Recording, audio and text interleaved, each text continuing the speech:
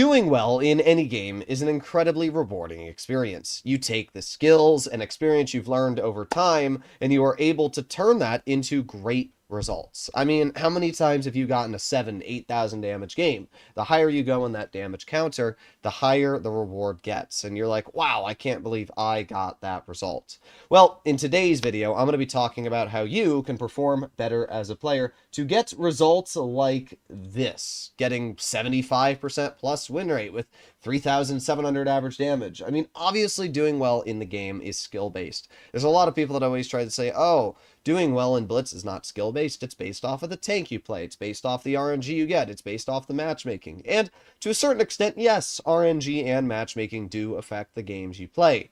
But I did a stream yesterday in the 116 F3, which I think we can all agree is like one of the worst tier 10s in the game. And in that stream, I was able to go, well, in total this month, I've played, 42 games in the vehicle, going 76% win rate with 3,500 average damage. Now, as I said, I believe the 116 F3 to be literally the worst tank in tier 10 in capabilities. So if I'm able to achieve that in a terrible tank, and for any of you that have watched my live streams, you know how my RNG is. It clearly points out that yes, obviously RNG can affect some of the games you play. Yes, matchmaking can affect some of the games you play, which you're going to actually see in a replay here. But at the end of the day, skill prevails, especially in a game where skill is one of the most important things. So the first game I'm going to show here is actually a loss. But it's still a great example of how you can take what looks to be a terrible, terrible situation and turn it into one that is actually possibly winnable. And this game could have been a win. Unfortunately, just due to the circumstances that were thrown at me, I was not able to turn it into one. But the fact that the game itself could have been a win, the fact that it was close to being one, speaks loads to how you can shape the game around you to be a win. As many of you know, yesterday I made a video complaining about the fact that medium tank players are driving their mediums to the heavy flanks on the map. We can see here I have a T22 medium, and you're also going to see that in a moment I have a Bosch Chatillon 25 ton who is right there, who also decides to make it over to the heavy flank on the map.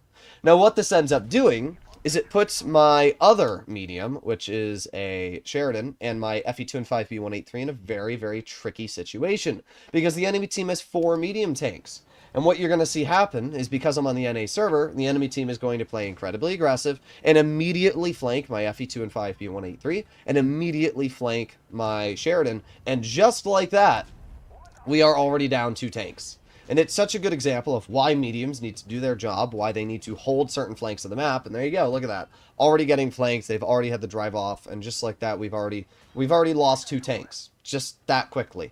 It's why I'm very adamant on the way that people should play their tanks. But I'm over here, and I'm trying to do my best. I see the XM crosses. We're already up to 1,500 damage. My Bosch Chatillon bounces the first shell on the XM, bounces the second shell on the XM, does get the clear. Okay, so the enemy team's lost 2 tanks. We have lost 2 tanks. Now, the 2 tanks they have lost are not as influential as a Sheridan and a 183, but we are still in a situation where, we have lost tanks as well. We aim it on the concept. I load in a gold shell because I can't pen him with standard. And now we're going to turn back, and I'm going to try and help out my mouse. At this point, I've realized that us as the heavies are the ones that are getting punished because the mediums have decided to not do their jobs. I now need to turn back. I now need to try and hold these mediums. I need to try and hold these lights so that they cannot flank. And this is a great example of where being smart comes into play.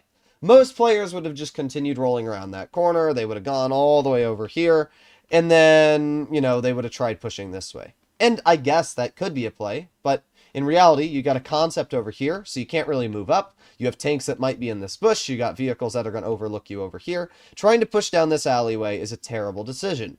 Now, the other option you have is you could go low here, use this terrain deformation, push all the way wide, go all the way around, and then you could move over here. But again, you're going to be in a situation where you're just going to be outspotted by mediums, and you're not really going to be able to cover your team. In reality, I'm choosing the path of least resistance to the enemy tanks, because at the end of the day, I am in a heavy, and my job in a heavy is to bleed and take shots for the team. So I use my reactive here. It wasn't the greatest use of reactive. I was kind of thinking that Karo might YOLO me, and we all know how autoloader players are, especially watching this player rush very aggressively before. So I was just a little bit prepared. But we get a second shell into the Karo, and now I have support for my mouse as well. We get a bounce, and I'm going to back up. We can see, though, that I also bled about 1,200 health there, just like that. Such a good example of how sometimes even the slightest aggression can get you really caught off guard. The rest of my team is fighting in mid, and I'm just hoping that my mouse and I can do a good job. Well, Karo manages to hatch me, so now I'm down to 550 health, even though just a brief moment ago I was full health. It's such a good example of how quickly you can bleed the HP. So at this point, I'm really just thinking of what I want to do, because my mouse here, my toon mate, he's going to bleed health, right? If I allow this toon mate to get bled, it's going to be a really big, terrible situation. So what I've decided is I am going to move up. Even if I'm very low on health, I need to support my toon mate. I need to get a shell out. So there you go. I get an S507, and then I'm going to back up and use my mouse as cover. And now I've told my mouse, okay, you push the T100, I'm going to push the Karo, and we can get this clear, and then we'll be able to get maybe the win. So I get the clear into the Karo, and now we can still see the enemy team has 4 tanks left, all pretty mobile tanks. They got a concept, they have a T100, another T100, and a T22. So I'm now going to maneuver my way all the way over towards the T22, but I'm being careful, because I know that it's not just a T22 that's over here. I know that they also have a T100 LT, and I don't exactly know what's going on, but I'm not spotted. We can clearly see that I haven't gotten detected. No light bulb's gone off. So right now, I'm able to just sit, I'm able to wait, and we'll see what happens. Come on. Somebody gets spotted. Now, at this point, it's just me and my mouse. And obviously, we are not in the best of situations here. Definitely not one you want to be stuck in. I'm trying to use this position to outplay the enemy. And there you go. Both of these light tanks shoot. I get a shell into the enemy T100. Now we have the concept. Concept crosses. My mouse gets the shell in. I'm going to put on my reactive armor.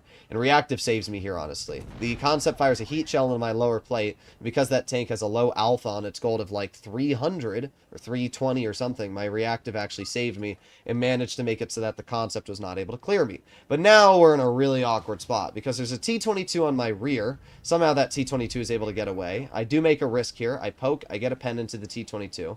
My mouse is holding that player. But now I also have the T100 on the other side of me, and I'm obviously going to aim it on that T100. Man, this is a really awkward situation, isn't it? Oh, well, we got the other T100 off in the open. I'm going to aim it on that player. We get the clear. Okay, well, what I'm hoping now is that my teammate in the mouse is going to be able to hold off the player. And I will be honest, I think my mouse makes a minor misplay here. Should have sat right in this corner here. And then that would have allowed me to push this T100 over here without the T22 poking me.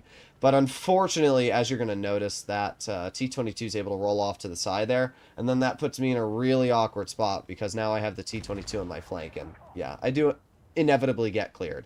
At the end of the day, I tried to do the best I could. And we can see how, in this situation, one that looked to be an utter disaster, I was still able to turn around and deal upwards of 5,500 damage. And even ace the tank, blocking 2,500 and having a pretty solid result in a vehicle that I consider to be absolutely dookie balls. And it's such a prime example of the 116 F3 and how even in a tank that's terrible, you can put it in a situation that you can win. So, yes, skill is very important. And throughout this game, you saw many situations where I was able to outplay my opponents by simply putting my tank in spots where I knew it could work well, in a position where I knew I could hold, and hopefully buy time for the rest of my team to win, right? In the beginning of this game, I obviously know, from the way that the enemy team is flanking, that I need to push. And that's exactly what I do. You're going to see that I notice them pushing from behind, so I immediately start to move up, I get clears back and forth, and I move over here. And then the moment I push up here, I realize, okay, there's a concept. I can't deal with this concept anymore. So I'm thinking, what's the best play? Well, I'm not going to push into the dip. I'm not going to push into the open where my T22 does. And because of that, I'm going to turn around, I'm going to help out my mouse teammate, and I'm going to try and focus over here. And that's where I'm going to bleed out the Karo. I'm going to bleed out the rest of the enemy team over here, and we're going to get some good bleeds out. Then after this, obviously, I just have to do the best I can. And this is kind of a great example of where